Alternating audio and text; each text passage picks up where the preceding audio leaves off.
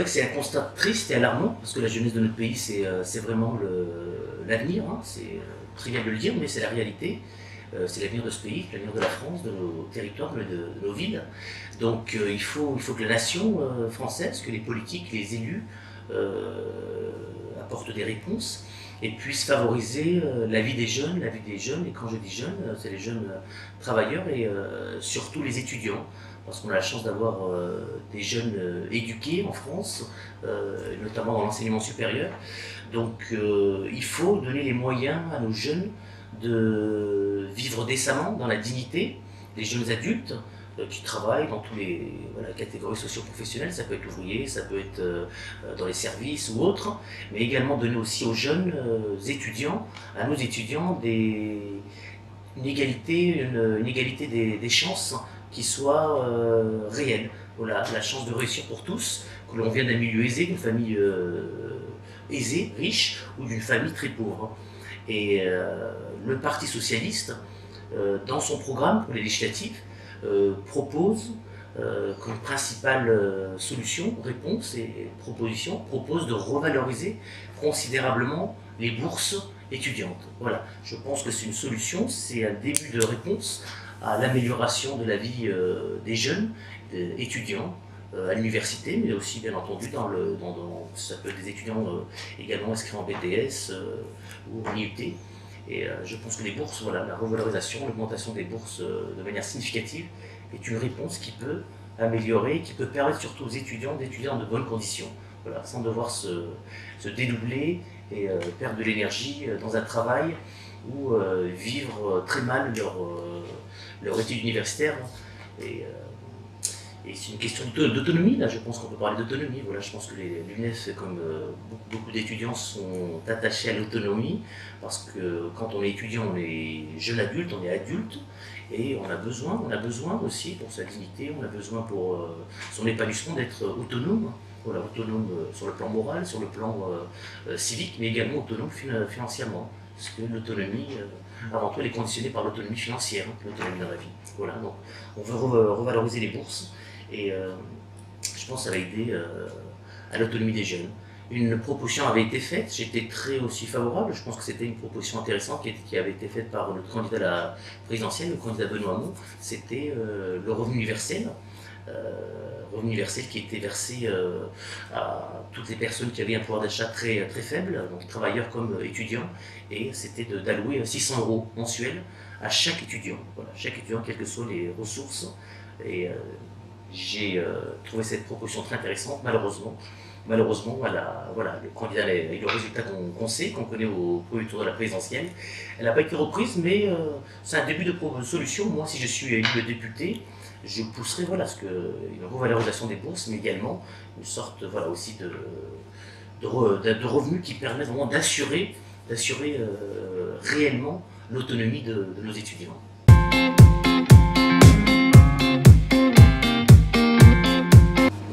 Et c'est un constat encore là, voilà, très alarmant, savoir 50% des étudiants sont juste salariés de travailler, donc qui dit travailler dit donner beaucoup de temps, d'énergie physique et intellectuelle à son travail salarié, et qui dit travail salarié, donc forcément moins d'énergie, moins de disponibilité pour ses études et pour la préparation de ses examens. J'ai été étudiant il y a quelques années, il n'y a pas si longtemps que ça, j'ai été étudiant à l'Université de Bourgogne, et je sais tout ce que la réussite demande comme énergie, comme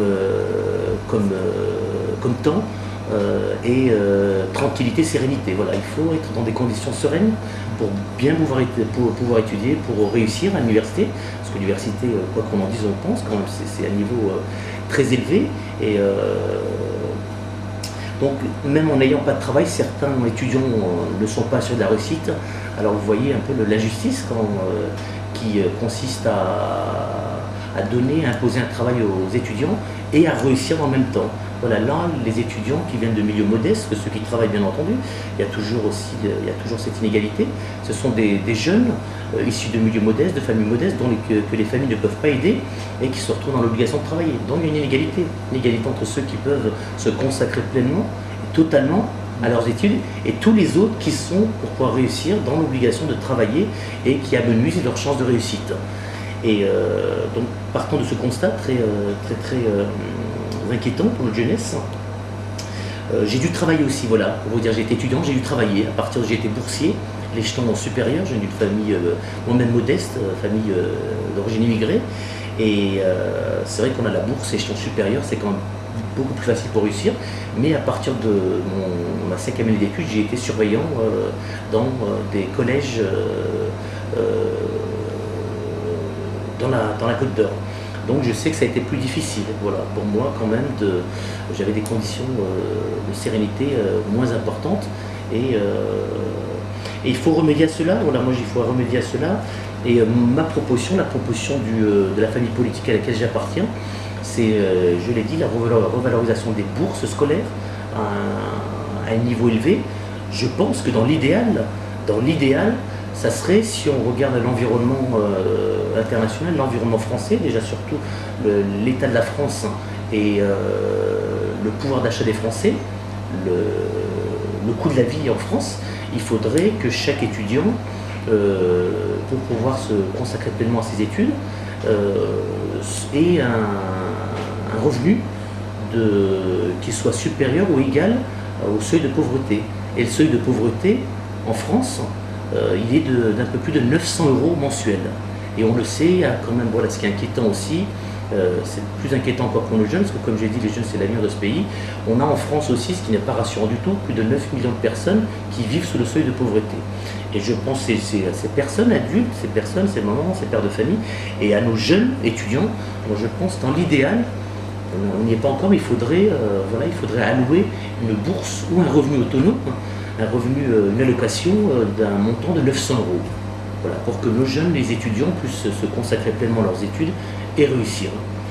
Dans l'immédiat, nous, dans notre projet qui s'appelle la justice sociale d'abord, pour tous les candidats socialistes aux élections législatives, c'est d'allouer, là je pense aux jeunes qui peuvent travailler, aux étudiants qui ont fini leurs études, c'est d'allouer un capital de 10 000 € à tout jeune adulte, voilà, pour que ce jeune finance son projet professionnel. Voilà, donc c'est en plus de la revalorisation des bourses, il y a cette proposition qui consiste à attribuer un capital de 10 000 € pour les jeunes, pour des projets, voilà, des jeunes adultes qui veulent s'engager dans la vie professionnelle. Voilà, c'est pas encore voilà, peut-être à la hauteur, encore parfait comme solution, mais je pense qu'une revalorisation, voilà, des bourses et avec ce capital qui est donné à chaque jeune, ça va améliorer la situation de nos étudiants, nos jeunes.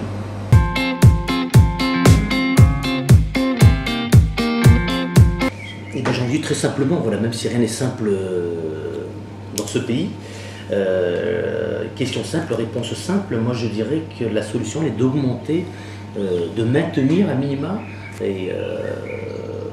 et plutôt de préférence augmenter sensiblement le budget du ministère de l'enseignement supérieur. Voilà. Donner, en d'autres termes, donner des moyens plus importants, des moyens financiers plus importants aux universités pour pouvoir assurer des bonnes conditions d'enseignement dans toutes les universités publiques de France et ce qui permettra aussi et surtout d'accueillir les étudiants dans de bonnes conditions matérielles. Je vois, c'est une belle université, il y a une très bonne... J'enseigne moi-même ici, je sens à côté de mes activités politiques, j'enseigne dans cette université, mais je vois aussi, j'ai enseigné il y a 10 ans, j'ai commencé, et c'est vrai que, bon, on voit que les locaux ne sont pas non plus, voilà, je veux dire, il y avait un projet de rénovation d'université qui va bientôt arriver, mais voilà, je pense que si on avait des moyens plus importants, l'université de Champagne-Ardenne, l'université de Reims, Troyes, de la région auraient quand même des locaux un peu plus non, c'est pas luxueux, mais des locaux plus convenables pour accueillir les étudiants. On a parfois un peu honte, voilà, quand on change d'une université, qu'on va d'une université à l'autre, et on voit l'état des locaux dans lesquels sont reçus et dispensés les cours. Voilà. Je voudrais qu'on offre autre chose à nos étudiants Reims, Champagne-Ardenne pour l'image de la ville et pour, je veux dire, il ne faut pas qu'il y ait d'inégalité encore une fois non plus entre les universités. Et l'augmentation du budget de l'enseignement supérieur, de l'éducation nationale aussi, parce que les écoles sont aussi essentielles, le budget des écoles de l'enseignement primaire, des écoles élémentaires, les collèges également. Bon, les collèges, même si c'est les collectivités qui financent. Et l'enseignement supérieur, comme les étudiants le savent, c'est vrai que c'est l'État, c'est le budget de l'État, contrairement au niveau inférieur où ce sont les communes, les départements et les régions. Là, c'est l'État, et puis l'État doit prendre ses responsabilités. Et comme vous le savez encore mieux que moi, les jeunes, les étudiants, c'est l'avenir de ce pays. Voilà, c'est l'avenir de la nation, c'est eux qui vont prendre responsabilité plus tard. C'est le dynamisme économique de demain. Donc il faut que ce budget soit, j'ai envie de dire un mot plateforme, et un mot qui est approprié, que ce budget soit sanctuarisé.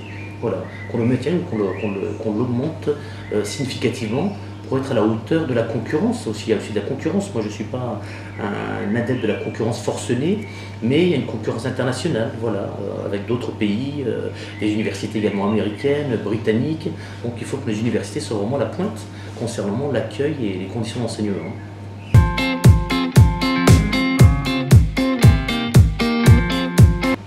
Je l'ai dit tout à l'heure, question précédente, c'est vrai qu'il faut, dans l'idéal, si on était juste, si on appliquait une politique de justice sociale, un étudiant devrait, parce qu'on parle de seuil de pauvreté, c'est un seuil qui a été fixé selon des critères objectifs.